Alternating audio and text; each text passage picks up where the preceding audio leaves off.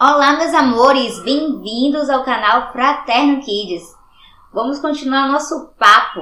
E o nosso papo de hoje é sobre amor próprio.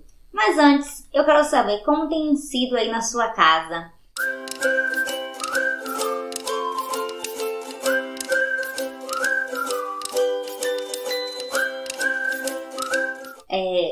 O desenvolvimento de humildade, de gratidão, perdão, valores que a gente já conversou aqui em nosso canal. Eu quero hoje falar de amor próprio, mas eu preciso que vocês comentem aqui no nosso vídeo sobre como tem sido para vocês conhecer o nosso canal, o canal Fraterno Kids. E para o vídeo de hoje, eu quero, falando de amor próprio, de autoimagem, de autocuidado, eu quero trazer para vocês uma reflexão sobre o profeta Jeremias. E para isso a gente vai abrir a Bíblia em Jeremias capítulo 1. Jeremias era um profeta chamado por Deus para falar às nações. Só que ele era filho de um sacerdote, do sacerdote Ilquias. E aí existia já uma ideia de que ele também seria um sacerdote. E aí como é que ele lidava com essa situação? Vamos ver? Diz assim, eu vou ler, ele era sacerdote, ele é filho de sacerdote, o sacerdote Ilquias, da cidade de Anatote. E aí, no versículo 1 diz assim, o Senhor Deus me disse, antes do seu nascimento, quando você ainda estava na barriga da sua mãe, eu o escolhi e separei para que você fosse um profeta para as nações. Deus mesmo havia escolhido Jeremias para ser profeta das nações. E aí, ele responde, né? Então eu disse, ó Senhor, meu Deus, eu não sei como falar, sou muito jovem. Ele já arranjou logo um empecilho, eu não sei como falar, eu sou muito jovem, eu sou inexperiente. Ele já tinha ali um medo de falar, sendo que o próprio Deus tinha chamado ele para falar às nações. E aí a gente eu trago uma lembrança para você também de Moisés. Moisés, ele tinha sido chamado por Deus também e ele disse, não, mas eu sou pesado de língua. Porque ele tinha, na verdade, 1000 coisas que impedia ele de estar ali, tinha crenças limitantes, né, de que ele não ia conseguir. Mas no caso de Jeremias em específico, o que a gente pode pensar do porquê que ele não queria profetizar? Não queria ser esse profeta. Primeira coisa que eu vejo é que justamente por ele ser filho de sacerdote, ele tinha sobre ele o peso das expectativas das pessoas, da sociedade e da própria família. As pessoas esperavam que ele fosse também um grande sacerdote. Então, quando Deus chamou ele para ser profeta, ele disse, não, eu não sei nem falar, sou muito jovem. Não. E aí, no versículo 7, Deus responde, mas o Senhor respondeu, não diga que é muito jovem, mas vá e fale com as pessoas a quem eu o enviar, e diga tudo o que eu mandar. Não tenha medo de ninguém, pois eu estarei com você para protegê-lo. Sou eu, o Senhor, que está falando. E aí, nessa ideia de Jeremias, aí eu começo a pensar, muitas vezes as pessoas querem, imagina, né, quando até os pais da criança, né, sendo médico, não, meu filho vai ser médico, como eu sou um ótimo médico, como eu sou um advogado, um juiz, e às vezes não é o que a criança quer, e aí é aquilo que você quer, aquilo que o pai ou a mãe quer. E ainda tem uma outra situação, tem aquelas situações de que os pais não se realizaram, porque queriam ser cantores, queriam ser médicos ou qualquer outra profissão assim, e aí quer realizar o seu sonho, que a criança realize o seu sonho através disso, né? Você realiza o seu sonho através da criança. E não é isso, não é bem assim a história. A criança vai ter o próprio sonho dela. E aí, o que você tem que fazer é observar a sua criança para desenvolver, potencializar a habilidade que ela já tem. Que ela tem, não é você tentar que ela seja aquilo que você quer.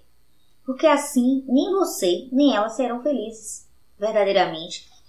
E aqui, a gente vê o texto de Jeremias.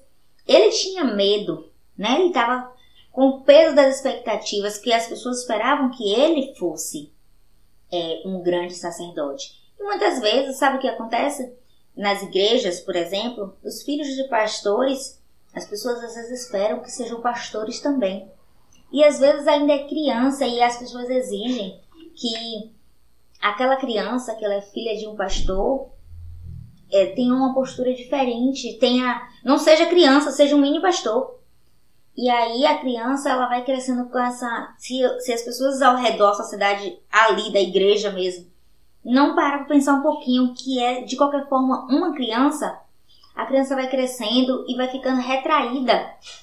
E não vai aguçar a sua própria habilidade, potencializar a sua própria habilidade. Às vezes nós temos a ideia de que cada pessoa cabe numa caixinha. Todo músico é de tal forma. Toda secretária é assim. Toda professora é assim. E aí, cada pessoa é diferente. E talvez o peso da cultura para Jeremias ali. Jeremias era um profeta e talvez algumas pessoas quisessem que ele se comportasse de uma certa maneira. Né? De se comportasse ali, eu quero que ele se comporte, porque todo profeta é desse jeito. Age dessa forma, acorda a tal horário. Não coloque, as pessoas são diferentes, todos somos diferentes. E às vezes eu vejo muito isso, né? As pessoas comentando muito sobre, precisamos ser, as pessoas são diferentes, sobre a diversidade. E aí, sabe o que acontece? Se fala muito de diversidade, mas a gente acaba a sociedade acaba cultuando uma homogeneidade, colocando as pessoas em caixinhas. E eu mesma, quando eu comecei a trabalhar, eu tinha uma ideia, no meu terceiro estágio, que todo mundo que trabalhava no financeiro eram mal-humoradas. Porque as pessoas, a gente vai rotulando categorias. E a gente tem que aceitar que as pessoas, apesar de ter profissões parecidas, não precisam agir de forma igual. A gente não precisa estar todo mundo daquela forma, todo mundo age assim, todo mundo é moral, todo mundo é organizado, é criativo. Vamos parar de colocar as pessoas nessas caixinhas assim. Vamos deixar que as pessoas sejam aquilo que Deus quer que elas sejam. E a ideia é justamente porque Deus aprecia a biodiversidade. Afinal, Ele nos fez diferente. Ele fez cada pessoa de um jeito, cada pessoa com um talento. E isso é muito importante. E aí, eu quero trazer para vocês aqui, continuar trazendo para vocês essa história de Jeremias, que ele acabou preparando realmente, fazendo realmente aquilo que Deus tinha chamado ele para fazer. Acabou indo profetizar as nações. Mas todo esse peso envolvia ele, tanto das expectativas que as pessoas tinham, como do peso cultural de se colocar em uma caixinha, de estar ali, e também talvez o medo de não atender as expectativas das pessoas. Provavelmente o maior medo dele era esse, de não atender as expectativas. E aí eu quero trazer ainda a história de Paulo para vocês, porque Paulo ele tinha um comportamento totalmente diferente disso. Paulo, primeiro que ele era um perseguidor, né, dos cristãos. Então, ele mesmo, ele diz ao grande sacerdote, ele pede para que ele tenha cartas para que ele possa, né, perseguir os cristãos. E a gente sabe que a história de Paulo ele passa de perseguidor a ser perseguido, né? Mas de qualquer forma ele tinha já uma ideia de quem ele era. E Jeremias talvez ele não tivesse, talvez ele estivesse vivendo à sombra do pai. E Paulo não, Paulo ele tinha a ideia, sempre ele falava assim, eu sou Paulo, fui discípulo de Gamaliel, e sou Paulo de Tarso, um cidadão romano. Ele sabia quem ele era, ele tinha a autoestima, o amor próprio de saber quem ele era. Já Jeremias ficava o tempo todo pensando, não, mas eu sou jovem demais, não, eu não sei nem falar. Não é que Deus não tenha usado Jeremias, Deus usou Jeremias. Só que Jeremias não sabia qual era a real habilidade dele, porque ele tinha uma questão com autoimagem. Ele precisava melhorar a autoimagem, ele não sabia quem ele era em Deus, como Deus via ele. E ele dizia que ele era muito jovem, sendo que Deus tinha preparado ele desde o ventre. Às vezes a gente tem essas questões com a criança, de querer que a criança seja ou faça aquilo que ela não quer fazer, ela não saber realmente, nem mesmo explorar, potencializar suas habilidades, porque a gente quer que a criança realize o nosso sonho e não o sonho dela. E aí Paulo ele traz uma ideia bem diferente. Ele traz em Gálatas 1, no versículo 15, ele mesmo diz: porém Deus, na sua graça, me escolheu antes mesmo de eu nascer e me chamou para servi-lo. E quando ele resolveu revelar para mim ao seu filho, a fim de que eu anunciasse aos não-judeus a boa notícia a respeito dele, eu não fui pedir conselhos a ninguém. Ele mesmo se colocou a essa disposição. Ele tinha consciência que Deus tinha escolhido ele. Ele sabia quem ele era. Ele estava com a autoestima fortalecida, o amor próprio fortalecido, coisa que Jeremias não estava. E interessante a gente pensar o seguinte, que o Jeremias, ele tinha o pai dele que era sacerdote, e já o Moisés foi criado no reinado, foi criado como um príncipe. Então ele tinha pessoas que sabiam fazer coisas como ele, ou na cabeça dele, melhor que ele, e Deus escolheu ele. Então a gente tem que explorar a habilidade, o talento que Deus nos dá.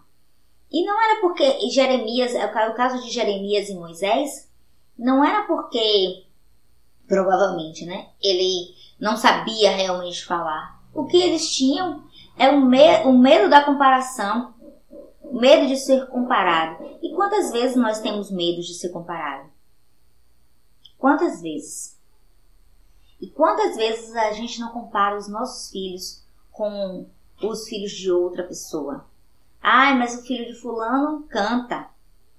Sim, e o seu toca ou dança ou está descobrindo o seu talento. Vamos parar de comparar as crianças assim, porque a gente acaba não potencializando a habilidade dela. E Paulo, ele tinha aquela postura de dizer: eu sou Paulo de Tarso, fui discípulo de Gamaliel, sou cidadão romano. Então até mesmo quando ele ia ser julgado, ele colocava tudo isso. Que ele era um cidadão romano e que ele não podia ser julgado em qualquer lugar. E você, será que nós sabemos mesmo o nosso valor? Será que a criança, ela sabe o valor dela? Qual é a habilidade que ela tem? Ou será que a gente fica comparando? Eu queria que você cantasse. Eu queria, sabe? Enquanto a gente fica querendo ser aquilo que a gente não tem habilidade para ser, a gente vai ficar sempre em uma posição mediana. Sempre vamos chegar... Não vamos chegar a uma situação de realmente desenvolver o nosso potencial, até porque às vezes a gente tem um potencial que é desenvolver outra coisa que não é o nosso talento, a nossa habilidade. E assim também acontece com a sua criança. A história de Jeremias me traz grandes reflexões, porque ele tinha esse medo, né? Provavelmente existia essa questão da comparação. E era uma época que existiam muitos profetas, né? Então, o que eu trago para vocês hoje é essa história de Jeremias, para pensar um pouquinho que não é porque o pai é de uma profissão e que o filho tem que seguir aquela mesma profissão, ou que o filho tem que ser melhor do que o pai naquela área, ou realizar o sonho do pai. Cada indivíduo tem o seu próprio sonho. Cada indivíduo é único. Cada indivíduo tem o seu talento. E não vamos colocar os nossos sonhos para que outra pessoa realize. Qual é o seu sonho? O seu adulto. Realize o seu sonho de adulto. E permita que a sua criança realize o próprio sonho. Porque aí, se a sua criança realiza o seu sonho, ela vai ser uma criança frustrada de realizar os próprios sonhos. Ensine a sua criança a desenvolver a autoestima, o amor próprio. Isso vai ser importante para garantir o desenvolvimento dela, emocional e também espiritual. E quando eu digo emocional, é porque realmente a gente aprende a lidar melhor nas nossas relações humanas. Quando a gente tem um amor próprio, quando a gente sabe quem a gente é. Quando a gente não precisa querer imitar os outros, o amiguinho, para ser amado. Não incentive isso no seu filho. Às vezes a criança diz, o pai da criança fala assim, mas fulano já tá fazendo, já tá fazendo futebol. E a criança não quer jogar futebol, a criança quer jogar basquete.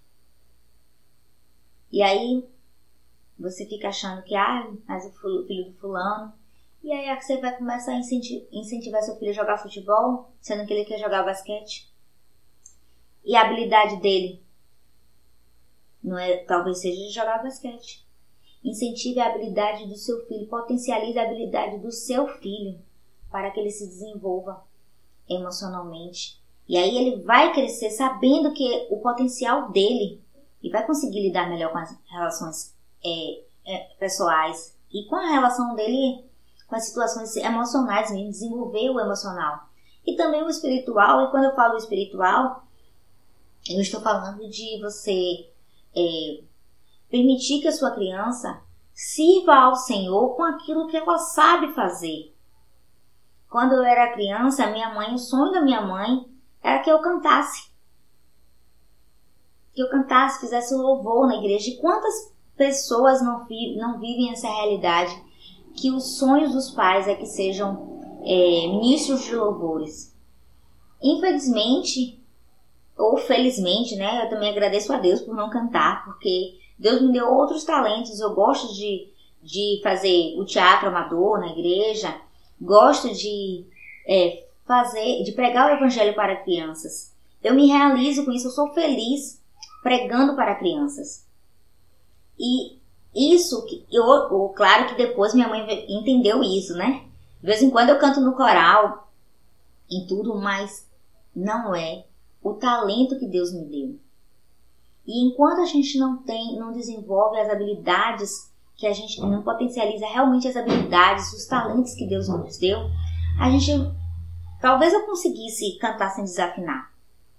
Mas provavelmente não seria uma cantora de estar realmente, né, estar ali pronta para cantar a qualquer momento. Seria preciso muito ensaio. E não é que eu não preciso me preparar para estar com as crianças, mas é algo muito mais prazeroso, muito mais tranquilo para mim. Isso foi potencializado em mim, até mesmo na escola normal. Porque aquilo estava ali, eu conseguia desenvolver, fazer apresentações na escola, oratória. E já na parte de cartazes, eu não conseguia fazer cartaz, um cartaz bem bacana que chamasse atenção, desse um efeito visual legal. Então, essas coisas, a gente precisa, como referencial da criança, mostrar para ela o que ela tem de melhor e elogiar a habilidade dela. Como você pintou isso? Quais cores você usou? Como você fez? Por que você escolheu essa cor? Elogiar a criança mostrando para ela que ela pode fazer o que ela faz, encorajando ela. Muito mais do que o elogio, é encorajando ela a fazer mais vezes. Essa história de Paulo, ele tem trazendo agora um pouquinho para a gente pensar na história de Paulo, ele tem uma ideia muito disso, de fazer. Ele quer fazer, ele foi incentivado para isso. Ele tinha potencial para fazer aquilo que foi chamado para fazer. E ele diz que Deus chamou ele para fazer isso. Então, quando você olhar para sua criança, não olhe com um olhar comparativo. Porque o filho de fulano está fazendo tal coisa. Diz uma história aí que a comparação é a raiz da infelicidade. Eu também acho. Eu concordo. Porque quando a gente vive comparando, a gente acaba não sendo ninguém, nem permitindo que o outro seja alguém. Então, pense um pouquinho sobre isso. Quando você tiver um olhar, com a sua criança, observe o potencial que ela tem, as habilidades dela e não de outro. Afinal de contas, o desenvolvimento de amor próprio, desenvolver o amor próprio é uma coisa que começa lentamente. Ninguém desenvolve o amor próprio de uma hora para outra. E você deve influenciar a sua criança a desenvolver o amor próprio, a ensinar essas questões de autocuidado, sobre a autoimagem. E aí, quanto a isso, eu tenho algumas coisas para colocar. Quanto à autoimagem, acho uma ideia muito bacana, a ideia montessoriana de colocar as crianças para se verem no espelho desde bem pequenininhas. Porque aí ela vai aprender de quem é ela, a se ver como ela realmente é. E não simplesmente aquelas fotos. A ideia das fotos ser distribuídas pela casa também é muito boa. Mas a ideia do espelho é ainda melhor, porque a criança está se desenvolvendo. Então ela está se vendo todos os dias como ela está ficando, como ela é. E aí não vai tomar aqueles sustos, né? Eu, por exemplo, quando eu fiquei adolescente, que eu fui ver algumas fotos de perfil que as pessoas tiravam minha, eu tomava cada susto, que eu dizia, meu Deus. E hoje em dia, é claro que eu tenho uma ideia melhor de mim mesma, de perfil, de frente. Mas assim, se isso tivesse sido desenvolvido desde a infância, eu teria um outro grau de autoimagem. E aí, eu vou trazer um exemplo da minha casa mesmo. Lá na minha casa, quando eu era criança, o espelho ficava no quarto dos meus pais. E o espelho não era estar no quarto dos meus pais, não era uma coisa que a gente fazia assim corriqueiramente. Isso eu digo bem pequena, porque depois, quando eu tinha uns 8, 10 anos, comecei a ter espelho no quarto, mas não sei por que não se tinha essa ideia de ter espelho no quarto de uma criança. E aí a criança se arruma, os pais arrumam a criança e depois mostra a criança no espelho, né? E quando a criança está desarrumada? Será que ela sabe como ela é quando ela está desarrumada? Quando não está embonecada naquela foto? Então, a ideia da autoimagem, de distribuir espelhos, que é uma ideia de Maria Montessori, eu julgo como sendo muito boa. Acho a ideia muito, muito fantástica. E sobre a ideia de autocuidado, o que eu trago para vocês ensine a sua criança a se cuidar desde pequena. Esses dias eu estava conversando com uma amiga e aí ela estava me dizendo assim que ela compra o hidratante para a criança dela. A criança dela tem 8 anos. Ela compra shampoo, condicionador, hidratante, sabonete, tudo específico para a criança dela. Não é que seja algo diferente, não. É algo que é dela. E aí ela liga para a criança dela e pergunta, e aí, já tomou aquele banho cheiroso? Já tá todo cheiroso? Aí a criança responde que já tomou, já passou tudo, já passou hidratante. Isso essa minha amiga está ensinando sobre autocuidado para a criança. E cuidar da pele, a se amar, porque autocuidado também é se amar. Porque quando você ensina a sua criança a ter esse tipo de cuidado com ela mesma, ela está aprendendo também que ela precisa cuidar dela mesma, que ela precisa se amar. E muitas vezes os pais fazem isso pela criança até a criança estar grandinha. E você tem que fazer em você mesmo e orientar a sua criança. Porque você é que é o referencial para a sua criança. Então, como você tem sido com você mesma? Quando você é benevolente com você mesmo, quando você se ama, você está ensinando a sua criança a se amar. E aí, eu quero trazer uma outra ideia aqui para vocês. Eu tenho certeza que vocês amam muito a sua criança. E tenho certeza que faria qualquer coisa pela sua criança. Afinal de contas, você está aqui assistindo o vídeo, você está querendo aprender um pouco mais sobre educação infantil, como ter essa comunhão com Deus já desde a infância. Então, eu tenho certeza que você quer fazer algo diferente pela sua criança, você quer ter essa virada de chave, quer fazer algo até que você não recebeu. Agora eu pergunto a você, o quanto você se ama? O que você é capaz de fazer por você mesmo? Por você mesma? Quanto? Lembre-se que você é referencial. E a sua criança está aprendendo com você sobre amor próprio. O que você tem aceitado das outras pessoas? O que você tem aceitado que as pessoas falem com você? Como as pessoas te tratam? Como seu cônjuge te trata? Como você trata seu cônjuge? Você está ensinando a sua criança sobre amor próprio. É o que você aceita. Como você aceita ser tratada, respeitada, amada. É isso que você está ensinando para sua criança. E aí, eu quero te perguntar, o que você é capaz de fazer por você? Pense sobre isso. Isso também é amor próprio. E isso também você está ensinando a sua criança sobre amor próprio. Afinal de contas, como você está ensinando seu filho sobre amor próprio, sobre como você quer ser tratada. E lembrando sempre que o que é que Jesus fala, né? O que é que a Bíblia nos fala? Ama ao teu próximo como a ti mesmo. Então você é o referencial de amor para outra pessoa. Como você ama outra pessoa, é como você se ama. Então você tem que observar isso e de como você se ama e passar a se amar muito. Ame-se muito. Cuide-se bem, seja benevolente com você mesmo. Se alimente bem. Faça exercícios físicos. Faça coisas que você gosta de fazer. E não simplesmente viver para o outro, viver para a família. Claro que a gente quer que as pessoas da nossa família estejam bem. Mas para isso você precisa estar bem.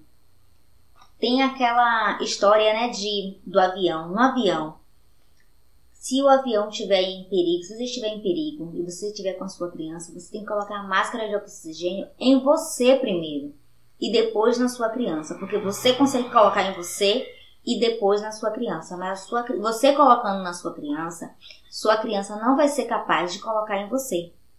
Então, ame a você mesmo. Coloque a máscara de oxigênio em você. E falando dessa história de amor, de cônjuge, de amor próprio, eu lembrei de uma história de um dos meus alunos, né, há muito tempo. Ele hoje está já um rapagão, mas eu perguntei assim na classe, assim, o que é amor? E cada criança deu sua contribuição para dizer o que é amor.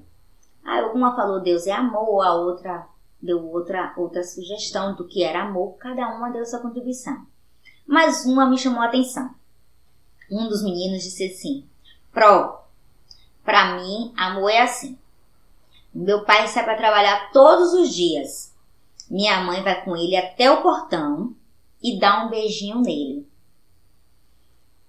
Meu coração ficou assim, cheio de alegria, quando eu ouvi essa história desse meu aluno, porque ele estava aprendendo ali o que era amor do jeito que os cônjuges se tratavam, do jeito que os pais dele se tratavam. E você, na sua casa, se eu perguntasse, ou você faça a pergunta para o seu filho, para a sua criança, o que é amor? Espere a resposta. Como é que você trata o seu marido? Como é que o seu marido te trata? Como é que você, que é marido, trata a sua esposa? Como a sua esposa te trata? É para o seu filho, para a sua criança, um referencial de amor? Aquilo que você aceita do seu cônjuge é o que provavelmente seu filho está aprendendo, sua criança está aprendendo sobre o que é amor. É assim que você quer que seu filho seja tratado? É assim que você quer que seu filho trate a outra pessoa?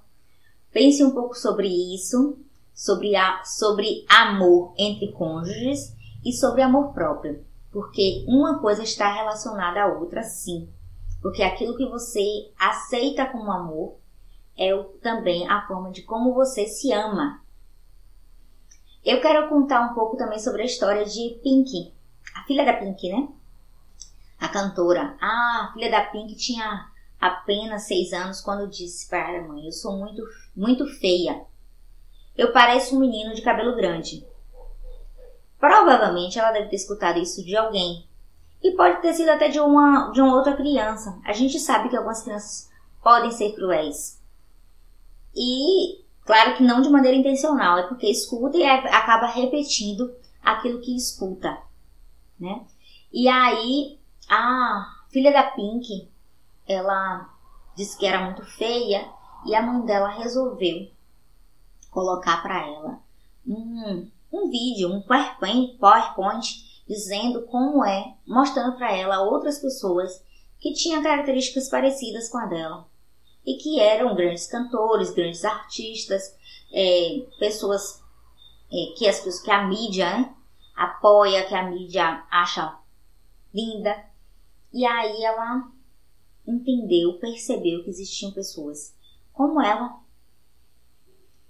E aí a Pink pergunta também para a filha, né? A Pink sempre teve um estilo próprio, e até hoje tem esse estilo próprio de se vestir, da forma de se comportar.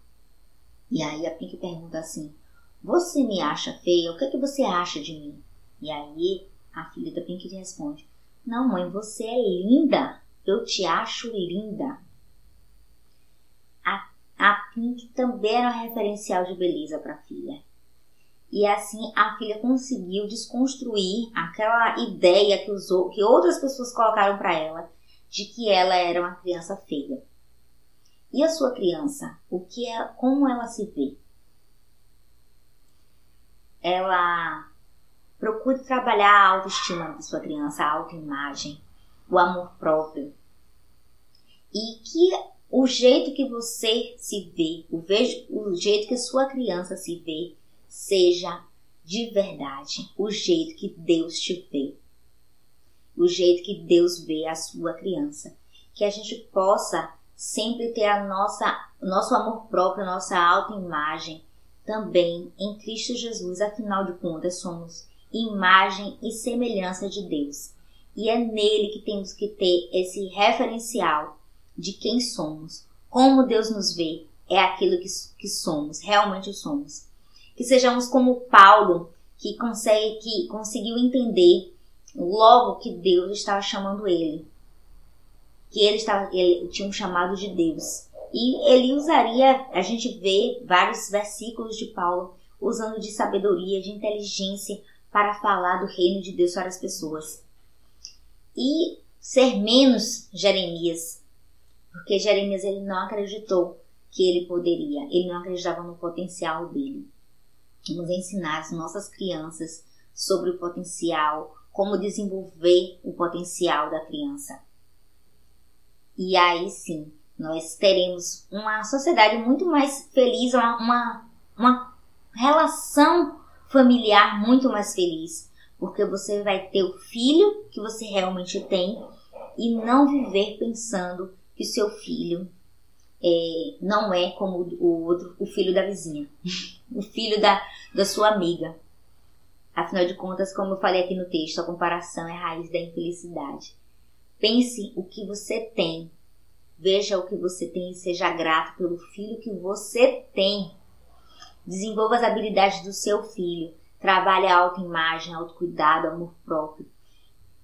Entre você, o amor próprio do seu filho e do seu cônjuge. É isso que eu desejo para vocês, que vocês sejam muito felizes. Fique conosco, converse com a gente sobre como tem sido essa questão aí na sua casa. Deixe sua opinião aqui pra gente.